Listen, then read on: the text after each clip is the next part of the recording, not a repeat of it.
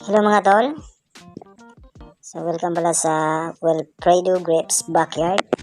So ito pala yung grapes namin.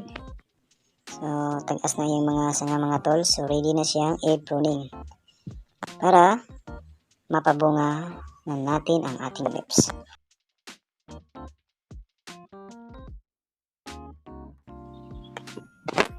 So kung nakikita niyo mga tol, kulay brown na ang mga sanga niya.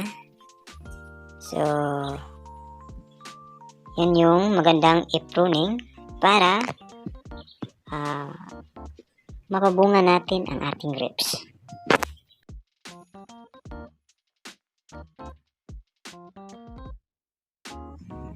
So pwede magtanom ng grapes din sa Pilipinas mga tol.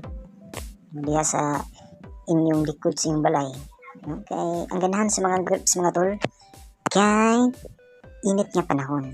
So kaya naman tayo summer, pwede tayo magtanom ng grapes.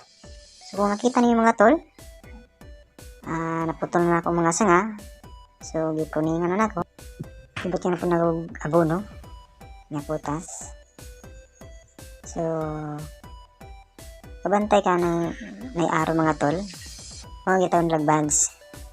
Di mo gawa sa mga tol ang bunga sa atong grapes. So kung nakabantay ka mga tol, na iduga sa iyong sanga.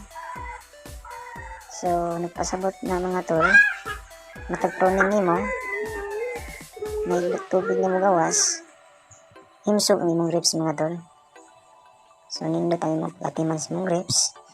So matagpruning mo mga tol, possibility nga positive mo gawas yun ang bunga na. So banday ka na tuga, nindot dito ang atong grapes mga tol. So kung ganahan ka magtanaw ng grapes mga tol, 9 months pwede na siya mapabunga. So depende sa pag-atiman, sa pag-abuno nimo, 9 months mga tol mabunga na ang atong grapes.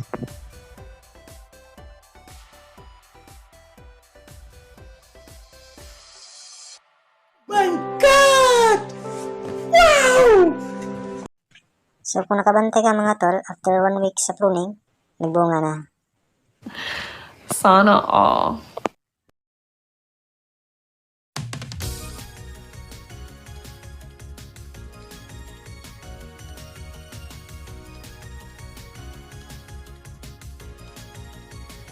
Yeah, boy.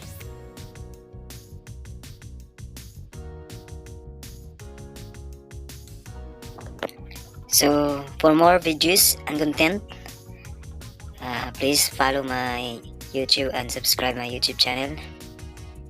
And kung namoy mga pangutana mga tol, so please comment below para matubag nato na in the next video.